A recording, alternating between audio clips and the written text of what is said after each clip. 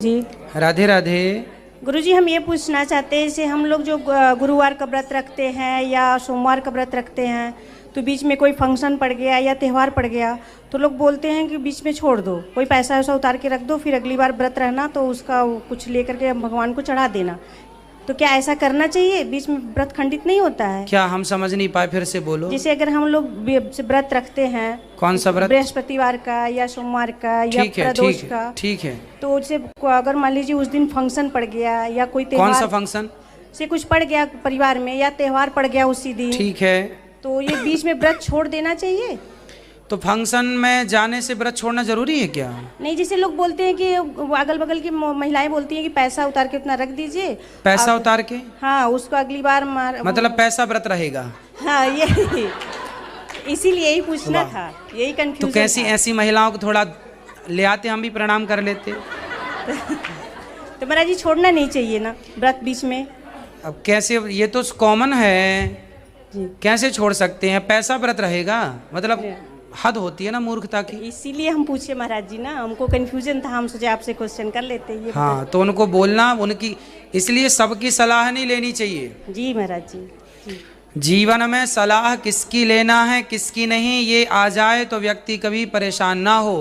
कैकेयी माता ने मंथरा से सलाह ले ली, दुर्योधन ने शकुनी से ली, जबकि अर्जुन ने भगवान श्री कृष्ण से सलाह ली। सलाहकार जितना अच्छा होगा जीवन उतना अच्छा होगा, सलाहकार जितना घटिया होगा वो खुद घटिया है, आपको भी घटिया बना देगा। इसलिए जीवन में सलाहकार अच्छे चुनने चाहिए आपको। धन्यवाद। अड़ोसी पड़ोसियों की बातों में ना आया करो। धन्यवाद। खुश रहिए।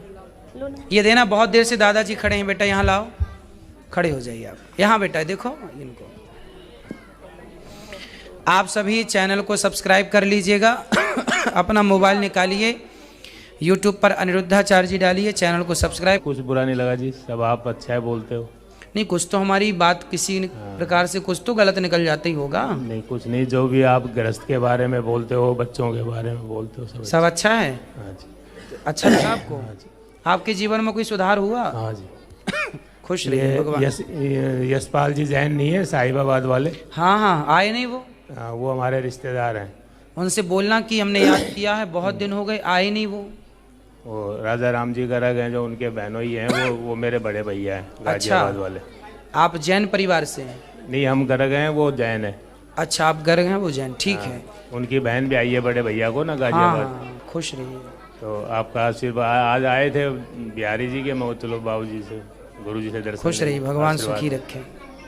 आप आशीर्वाद बनाए। आप में से किसी का कोई सवाल है? इनको देना भैया।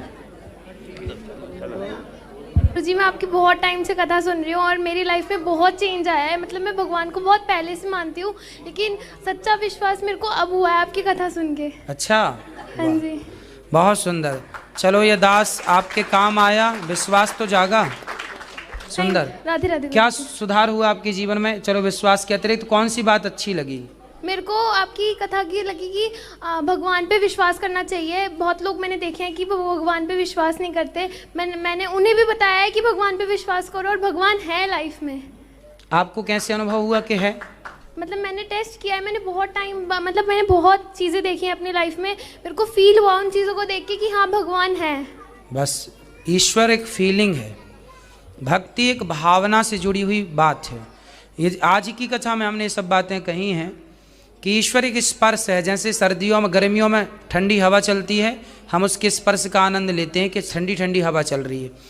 जैसे हवा एक स्पर्श करती हुई गुजरती है तो हमें अच्छा लगता है, उसी प्रकार ईश्वर भी एक वो स्पर्श है जिसे हम महसूस कर सकते हैं। एक भक्त ही महसूस करता है, सब नहीं। बहुत सुंदर। भगवान आपको सदा सुखी रखें। राधे राधे। आपकी भक्ति दिनों दिन बढ़े। इनको दीजिए। महाराज राधे राधे। राधे राधे। महाराज, हम यह जानना चाहते हैं कि सतयुग का कार्यकाल, त्रेता का, द्वापर का और कलयुग का कितना है? 4,32,000 वर्ष कलयुग का कार्यकाल है। इससे ठीक दुगना, कलयुग से दुगना। द्वापर का 8,64,000 वर्ष, ठीक तिगुना 12,96,000 और ठीक चौगुना 17 लाख कुछ और। आप कैलकुलेट कर लीजिएगा, निकल आएगा। तो ऐसा कलयुग 4,32,000 वर्ष का है। ठीक दुगना द्वापर, ठीक दुगना तिगुना त्रेता, ठीक कलयुग की आयु से 4 गुना सतयुग।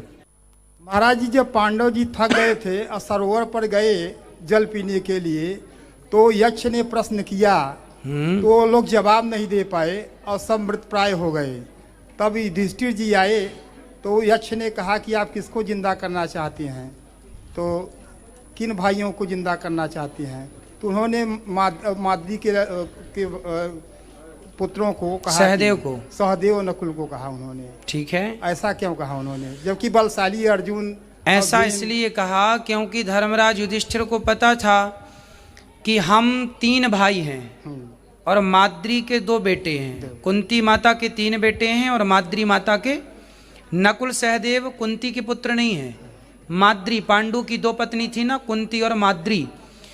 तो धर्मराज युधिष्ठिर धर्मात्मा थे, उन्होंने सोचा कि यदि मैं अर्जुन या भीम को जिंदा कर लूँगा तो फिर जब मैं मर के जाऊँगा तो मेरी माँ माद्री पूछेगी, वाह बेटा तूने अपनी माँ के बेटे जीवित किए, मेरे तो नहीं किए। इसलिए एक माँ का मैं रहूँगा तो दूसरी माँ का सहदेव रहेगा, दोनों माँ के बच्चे बने रहेंगे। इसलिए महाराज जी द्रोणाचार्य ने जब कहा कि युधिष्ठिर पर उन्होंने विश्वास किया, जो उन्होंने नरो या कुंजरो कहा, इस ठीक पर है, विश्वास करके हाँ किया। हाँ, तो विश्वास किया। भगवान ने कहा कि जाओ कह दो कि अश्वत्थामा मारा गया, पर धर्मराज युधिष्ठिर से झूठ नहीं बोला गया ना। तो आप सवाल कीजिए कि भगवान ने झूठ क्यों बोलने को कहा? भगवान, वो झूठ था ही नहीं, एक्चुअली वो झूठ था ही नहीं। भगवान ने उस समय अश्वत्थामा नाम का एक हाथी मारा गया था, है ना, जिसे भीम ने मार दिया। कह दिया कि जाओ कह दो अश्वत्थामा मारा गया, तो सच्ची मारा गया था अश्वत्थामा, हाथी। अब ये कहने की क्या जरूरत थी कि नरोवा कुंजरोवा? इतना कहने के कारण धर्मराज युधिष्ठिर को भी जरा सी देर के लिए नरक जाना पड़ा था,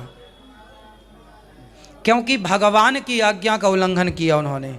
भगवान ने कहा था कह दो कि अश्वत्थामा मारा गया, कह देना था, ईश्वर की आज्ञा है। अब अपनी चतुराई लगाने की क्या जरूरत है? नरोवा कुंजरोवा अपनी चतुराई से कह दिया उन्होंने। भगवान, अच्छे ब्राह्मणों के कौन कौन से लक्षण होने चाहिए? ब्राह्मण के 6 लक्षण हैं: यज्ञ करना, यज्ञ कराना, दान लेना, दान देना, और वेद पढ़ना, वेद पढ़ाना।